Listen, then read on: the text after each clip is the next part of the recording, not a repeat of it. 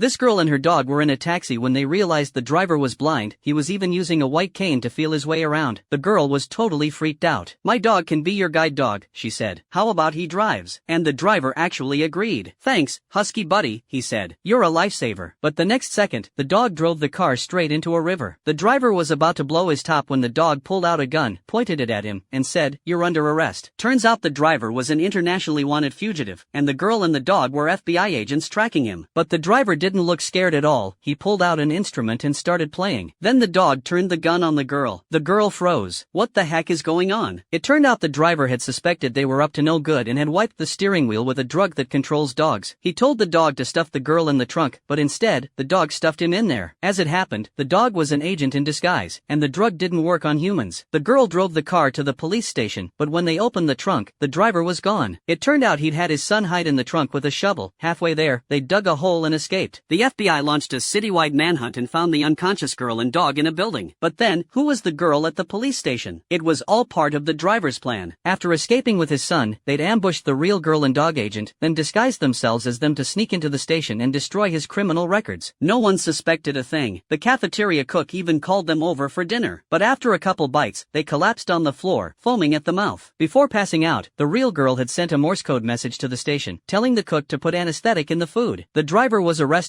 and his son, who was under 14, was released. But the police didn't know. The kid was actually a dwarf with a real age of over 40. He was the driver's older brother. At that moment, he was on a private jet with 8 members of their crime ring, plotting to break the driver out of prison. Suddenly, the cockpit door swung open. The girl stepped out with a team of agents and rounded them all up. The kid gaped. "How are you here? I didn't slip up." The girl smiled. "Your teeth are covered in tobacco stains. You've been smoking for decades. Number 10-year-old does that. We let you go to round you all up. So remember, smoking isn't just bad for your health, it can also blow your cover."